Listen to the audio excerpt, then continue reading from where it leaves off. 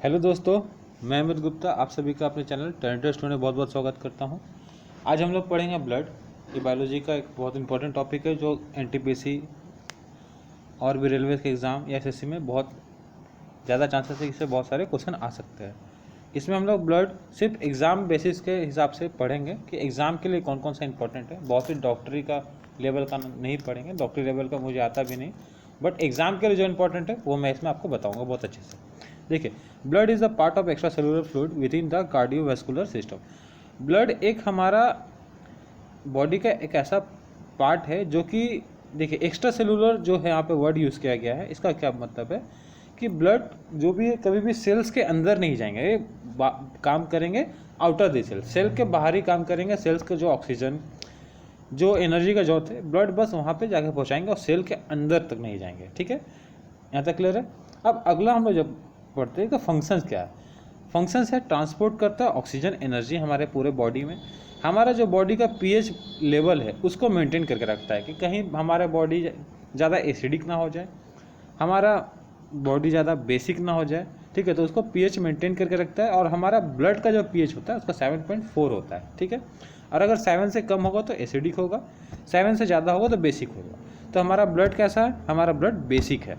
ठीक है, तीसरा हम लोग बात करते हैं कि ये हमारा और क्या फंक्शन करता है। ब्लड हमारा बॉडी टेम्परेचर को मेंटेन करके रखता है और हमारा इम्यून सिस्टम है और जो हमारा डिफेंस सिस्टम है बॉडी का उसको ये बना के रखता है। ठीक है, जो हमारे किसी भी डिजीज से लड़ने के लिए मदद हमारा ब्लड करता है। चलिए, अब ब्लड भी जो है फर्दर दो पार्ट में बटा हुआ है। मतलब ब्लड का जो कंपोनेंट है वो दो है, एक प्लाज्मा और दूसरा ब्लड सेल। प्लाज्मा क्या होता है? प्लाज्मा एक तरह से मान लीजिए पानी होता है जिस पानी में ब्लड के बाकी कंपोनेंट बहते हैं। मतलब प्लाज्मा एक लिक्विड है, ठीक है, जिसका 90% पार्ट वाटर ही होता है। ठीक है, जिसमें क्या होता है कि जिसमें ब्लड के बाकी जो कंपोनेंट है जैसे red blood cell, white blood cell, platelet, वो बहते हैं। ठीक है, तो प्लाज्मा एक लिक्विड होता है, ठीक है, जिसमें ब्लड सेल्स बहते हैं। तो हमारे जो ब्लड है उसमें 55% प्लाज्मा रहता है, वो फ्लूइड रहता है जिसमें ब्लड सेल्स बहते हैं। ठीक है, और 45% ब्लड सेल रहता है। तो ब्लड सेल्स में भी तीन तरह के होते हैं, एक आरबीसी होता है, दूसरा डब्ल्यूबीसी, तीसरा प्लेटलेट्स। अब ये 45% जो है ब्लड सेल्स का, ठीक है, उसमें 44% आरबीसी है और 1% मिला के डब्ल्यूबीसी और प्लेटलेट्स है। अब इसको फर्दर हम लोग डिस्कस करेंगे, आरबीसी, डब्ल्यूबीसी, प्लेटलेट और प्लाज्मा भी, इसको सारा हम लोग डिटेल में अब डिस्कस करेंगे। देखिए, प्लाज्मा के बारे में बात करते हैं हम लोग। पहले ध्यान देंगे, ब्लड में है, ब्लड हमें दो पार्ट होता है, एक प्लाज्मा जो लिक्विड जिसमें सारा ब्लड का कंपोनेंट बहता है, ठीक है, और दूसरा हमारा ब्लड सेल्स, ठीक है, जो ब्लड सेल्स है वो प्लाज्मा में बहता है। तो प्लाज्मा क्या है? प्लाज्मा मेनली प्रोटीन और वाटर से रहता है।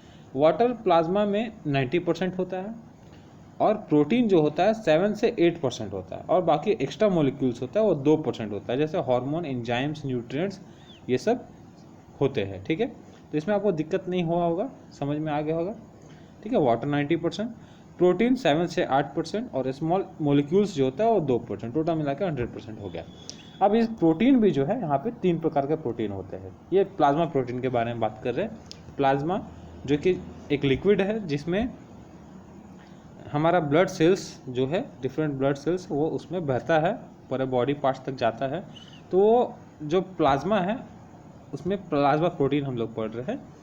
ठीक है, तो प्लाज्मा प्रोटीन इसमें 3 तरह का होता है, एल्बुमिन, ग्लोबुलिन और फिब्रिनोजेन। ठीक है, जिसमें से हमारा एल्बुमिन और ग्लोबुलिन है जो सबसे most of the albumin and globulin हमारे लिवर में बनता है। ठीक है, और एक चलिए ठीक है, और आगे बढ़ते हैं। जब फिब्रिनोजेन है, यहाँ पे देखिए फिब्रिनोजेन है, ये हमारा ब्लड क्लॉट में भी मदद करता है। और एल्बुमिन और ग्लोबुलिन को सेरम भी कहा जाता है। सेरम एक येलो तरह का ब्लड में पार्ट होता है, उसको सेरम कहते हैं। ठीक है, एल्बुमिन और ग्लोबुलिन मिला के सेरम बनता है, उसमें फिब्रिनोजेन नहीं होता है। ठीक है, चलिए अब हम लोग बात करते हैं फंक्शन ऑफ प्लाज्मा प्रोटीन। ठीक है, पहला ट्रांसपोर्टेशन करता है, बहुत सारे न्यूट्रिएंट्स जो होते हैं उनको ले जाता है। फॉर्मिंग कोलाइड ऑस्मोटिक प्रेशर, ये एल्बुमिन का फंक्शन है। अगला जो है कोऑगुलेशन एंड एंटी कोऑगुलेशन, मतलब खून को मोटा करना, पतला करना, ज़रूरत के हिसाब से ये फिब्रिनोजन करता है। दूसरा पीएच वैल्यू बफर, हमारा बॉडी में जो पीएच मेंटेन कर रखता है वो HCO3 आयन करके रखता है। ये एग्जाम में पूछा भी जा सकता है। और हमारा जो इम्यून सिस्टम है उसको मजबूत करता है ग्लोबुलिन, ठीक है, ये भी एग्जाम में पूछा जा सकता है, ठीक है। अब हम लोग अब हमारा जो यहाँ पे देखिए, इतना हम लोग अभी यहाँ तक क्या टॉपिक कंप्लीट किए, यहाँ तक हम लोग प्लाज्मा टॉपिक कंप्लीट किए, मतलब ये बॉडी का, ये ब्लड का प्लाज्मा कर लिए। अब हम लोग ब्लड सेल की तरफ बढ़ रहे हैं, ठीक है। तो क्योंकि अभी फर्दर ब्रांचेस बढ़ते जाएगा इसका पढ़ते पढ़ते, तो इसलिए क्लियर होना चाहिए। अब हम लोग जो पहला पार्ट था इसको कंप्लीट कर लिया। हम लोग ब्लड सेल्स के बारे में बात करते हैं, जो मतलब ब्लड में हमारा एक तो ये बह रहा था, जो वाटर वाला पार्ट था वो हम लोग पढ़ लिए। अब ब्लड सेल्स वाला पार्ट पढ़ते हैं। तो इसका भी फर्दर 3 पार्ट, जो ब्लड सेल्स होते हैं वो 3 तरह का, एरिथ्रोसाइट होता है जिसको RBC कहते हैं, एक ल्यूकोसाइट होता है जिसको WBC कहते हैं। ल्यूकोसाइट कलरलेस रहता है, इस बात को ध्यान दीजिएगा, RBC रेड कलर का ही होता है। और अगला हमारा थ्रोम्बोसाइट होता है, इसको प्लेटलेट कहा जाता है, ठीक है। अब हम लोग ध्यान देंगे कि जो ल्यूकोसाइट होता है जिसको हम लोग वाइट ब्लड सेल कहते हैं, उसके भी 5 प्रकार होते हैं। एक मोनोसाइट, एक एसोनियोफिल, दूसरा बेसोफिल, लिम्फोसाइट और न्यूट्रोफिल।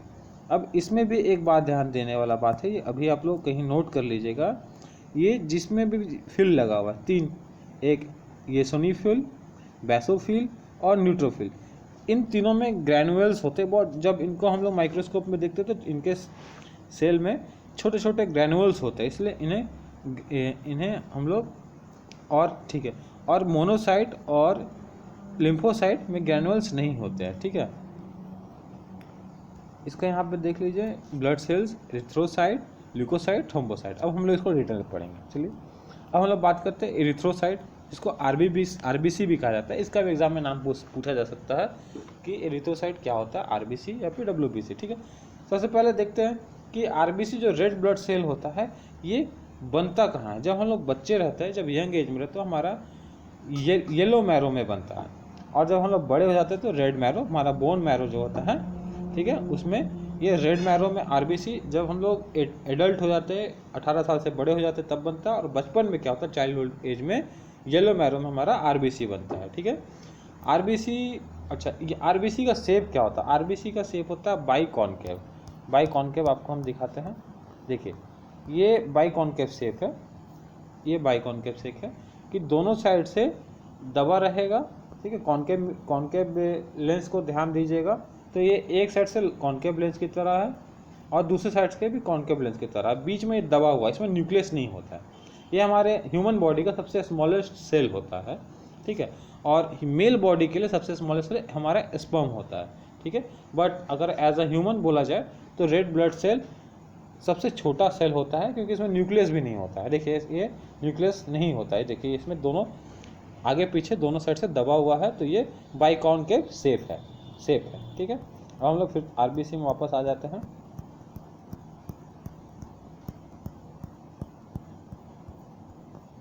Erythrocyte, RBC।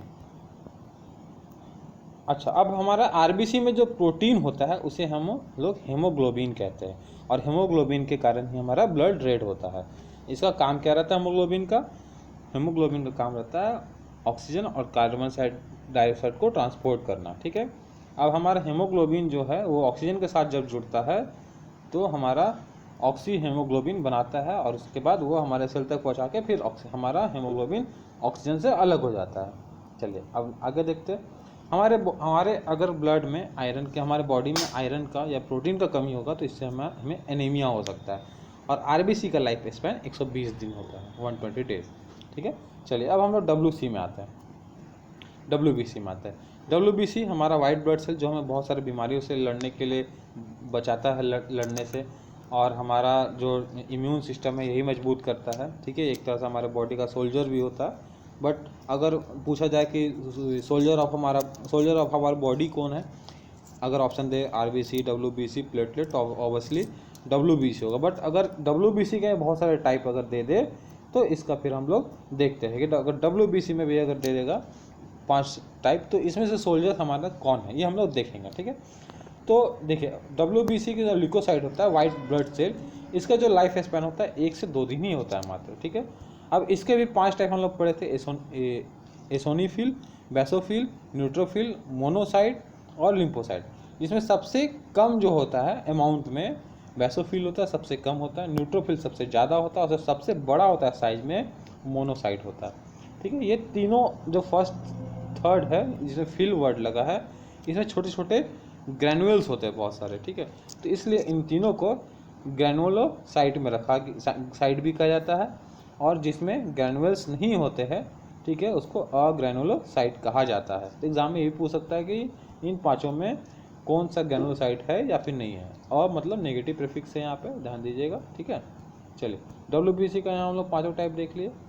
अब आगे बढ़ते हैं इसका फर्दर। अच्छा, एक बात और इम्पॉर्टेंट है कि अगर हमारे बॉडी में एक वाइट ब्लड सेल है तो हम मतलब RBC 600 है। ये दोनों में रेशियो पूछा जाता है, RBC और WBC का क्वांटिटी में रेशियो क्या है, तो रेशियो है 600।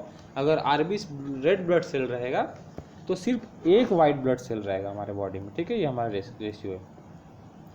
चलिए न्यूट्रोफिल हम लोग पढ़ते हैं। ये हमारे बॉडी में सबसे ज़्यादा पाया जाता है। इसका काम क्या रहता है, इम्यून सिस्टम हमारा मजबूत करता है और हमारा बॉडी बैक्टीरिया से, वायरस से, किसी पैरासाइट से बचाता है। ठीक है, ये एसिनोफिल में देखते हैं। इसका भी क्या होता है, इम्यून रिएक्शन करता है हमारे बॉडी में, और हाइपर सेंसिटिव रहता है। जैसे कि अगर कोई पैरासाइट हो गया या फिर कोई डस्ट हमारे बॉडी में आ गया तो उससे ये रिएक्शन करता है। ठीक है, और ये थोड़ा सा ये हमारे बॉडी में ज़्यादा भी रिएक्शन कर जाता है, बहुत ज़्यादा सेंसिटिव रहता है। ठीक है, तो इससे हमारे बॉडी में एलर्जिक रिएक्शन हो सकते हैं। जैसे मान लें धूल मिट्टी में गए तो हमें बहुत एलर्जी होने लगा, हम लोग खांसने लगे, छींकने लगे। ठीक है, अब नेक्स्ट देखते हैं बेसोफिल भी में दो इंपॉर्टेंट कंपोनेंट होते हैं, एक हेपारिन, दूसरा हिस्टामाइन। हिस्टामाइन जो है ये क्या करता है, हमारे बॉडी में जो ब्रोंकियल्स होते हैं, ठीक है, ये उसमें एलर्जिक रिएक्शन करता है। जो अस्थमा के केस होते हैं ये सब हिस्टामाइन के कारण ही होते हैं। ठीक है, ये जो ब्रोंकियल्स का मसल्स होता है उसको कॉन्टैक्ट करते हैं और कैपिलरेशन में बहुत मदद करते हैं। अच्छा देख, और यहाँ पे हेपरिन जो है, हेपरिन का ये क्या करते हैं, ये हमारे ब्लड को जमने से रोकते हैं। अगर हमारे बोला जाए कि अगर बॉडी से ब्लड निकल रहा तो वो क्लॉट हो जाता है, जम जाता है। ठीक है, बट अगर हमारे बॉडी के अंदर भी तो जम सकता है, तो उसको नहीं जमने के लिए ये फैक्टर है कि हमारे ब्लड को क्लॉट होने नहीं देता। ये anti clot factor in our body, in our blood होता है। ठीक है, चलिए अब नेक्स्ट बढ़ते हैं मोनोसाइट। एक्चुअली सोल्जर हमारा मोनोसाइट होता है, जिसको soldier of blood, soldier of our body भी कहा जाता है। ठीक है, ये साइज में सबसे बड़ा होता है, सबसे बिगेस्ट होता है। ठीक है, अच्छा, ये एक काम करता है फैगोसाइटोसिस। फैगोसाइटोसिस क्या करता है, मान लीजिए अगर कोई भी एक मान लीजिए कोई भी वायरस या फिर कोई भी बैक्टीरिया अगर हमारे बॉडी में आ गया तो ये क्या करता है, जैसे ये बीच वाला जो डॉट है, मान लीजिए कोई बैक्टीरिया है, कुछ भी है, ठीक है, डेड सेल कुछ भी है, तो ये क्या करता है कि उसको चारों तरफ से घेरेगा और उसको खा जाएगा। ठीक है, तो इसको फैगोसाइटोसिस भी कहा जाता है। तो इसका काम क्या रहता है, सबसे बिगेस्ट रहता है और किसी भी डेड सेल या फिर जो भी डेड सेल नहीं है, वायरस बैक्टीरिया को ये घेर के खा जाता है। अब हम लोग देखते हैं लिम्फोसाइट। लिम्फोसाइट दो तरह का होता है, टी लिम्फोसाइट और दूसरा बी लिम्फोसाइट। तो टी लिम्फोसाइट भी ये फैगोसाइटोसिस करता है, ये फैगोसाइटोसिस करता है टी लिम्फोसाइट भी। ये क्या करता है कि जो भी इन्फेक्टेड सेल हमारे बॉडी में रहते हैं, कोई बाहर से आ गया या फिर हमारे बॉडी का भी इन्फेक्टेड सेल है तो उसको ये भी घेर के खा जाता है। अब बी लिम्फोसाइट क्या होता है, बी लिम्फोसाइट क्या होता है, ये हमारे बॉडी में जैसे हम ये एक तरह से एंटीबॉडी बनाता है। किसके अगेंस्ट बनाता है, एंटीजन के ऊपर। मान लीजिए एंटीजन क्या होता है, कोई बाहर कोई चीज़ जो हमारे बॉडी को इफेक्ट करे बाहर से आके, उसको एंटीजन कहते हैं। और एंटीबॉडीज़ क्या होता है, जो उस बाहरी तत्व को, बाहरी बैक्टीरिया या फिर जो भी हो उसको एंटीबॉडीज़ उसको मारता है। ठीक है, तो ये क्या बनाता है, बी लिम्फोसाइट बनाता है एंटीबॉडीज़ अगेंस्ट एंटीजन। अब एक बीमारी हो, डिजीज़ एड्स है। ठीक है, तो एड्स में क्या होता है कि ये एक तरह का हेल्पर टी सेल होता है। ठीक है, टी लिम्फोसाइट होता है जिसको ये एड्स ख़त्म कर देता है, एड्स का वायरस उसी को ख़त्म कर देता है।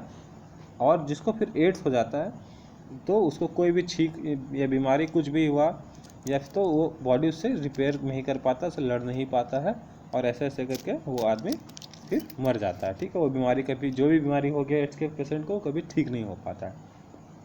अब हमारा वाइट ब्लड सेल भी कंप्लीट हुआ। अब हम लोग प्लेटलेट की तरफ बढ़ते हैं। प्लेटलेट्स का जो नाम थ्रोम्बोसाइट है, इसका जो स्ट्रक्चर होता है बाइकॉन्वेक्स होता है। ठीक है, कॉन्वेक्स लेंस की तरह होता है। और देखो प्लेटलेट्स भी हमारा बोन मैरो में बनता है, और जो सेल उसको बनाते हैं मेगा कैरोसाइड उसे बोलते हैं। ठीक है, चलिए, और इसका जो काउंट होता है 1.5 लाख से 4.5 लाख होता है पर माइक्रो।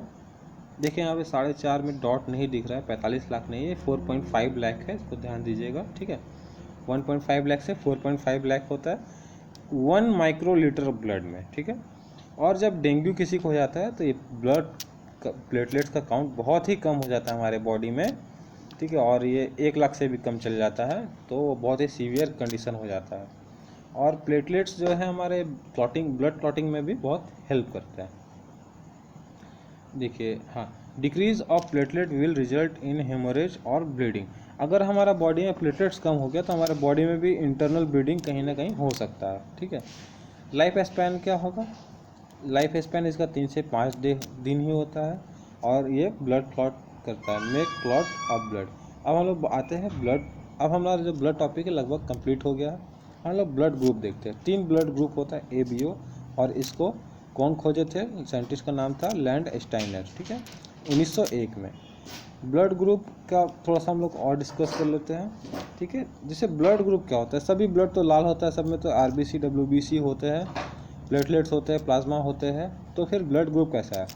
तो यहाँ पे क्या हुआ कि RBC के ऊपर देखा गया कि किसी स्पेसिफिक तरह का एंटीजन पाया गया है। किसी व्यक्ति के ब्लड में किसी A टाइप का, ये नाम बस दे दिया गया, A टाइप, B टाइप। ठीक है, तो किसी का RBC में देखा गया कि इसमें तो एक अलग टाइप का एंटीजन है। फिर किसी दूसरे ह्यूमन के बॉडी में टेस्ट किया गया तो देखा गया उसमें कुछ अलग टाइप का एंटीजन है पहले से। ठीक है, ब्लड सेल के ऊपर में।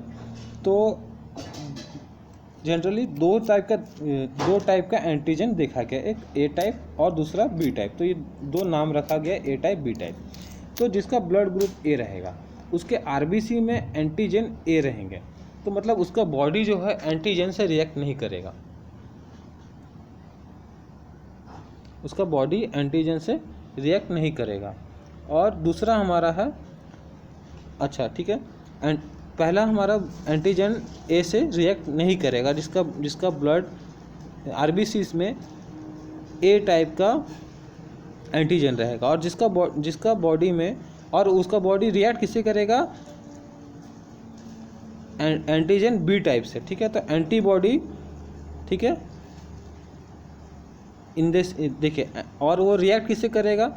B टाइप से। मगर अगर उसके बॉडी में B टाइप का ब्लड आ गया तो उसका बॉडी B टाइप से रिएक्ट कर जाएगा। तो इसका मतलब क्या है कि अगर उसका ब्लड ग्रुप A है तो उसका ब्लड में एंटीजन A है, और वो उसका एंटीबॉडी, मतलब वो एंटीबॉडी किससे लड़ेगा? तो B टाइप से लड़ेगा। ठीक है, A से नहीं लड़ेगा, B से लड़ेगा। तो उसके बॉडी में antibody in the serum B होगा। ब्लड ग्रुप अगर B है तो एंटीजन B होगा, और एंटीबॉडी किसके अगेंस्ट होंगे? A के अगेंस्ट होंगे।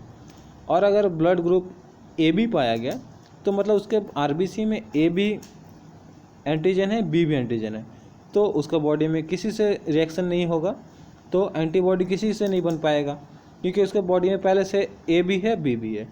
और अगर किसी का ब्लड ग्रुप O है, इसका मतलब उसके बॉडी में, उसके RBC में कोई भी एंटीजन नहीं है, तो उसका बॉडी किससे रिएक्ट करेगा? दोनों से, एंटी A से भी करेगा, मतलब A से भी रिएक्ट करेगा, B से भी रिएक्ट करेगा। इसलिए एंटीबॉडी जो रहेगा A और B दोनों का रहेगा।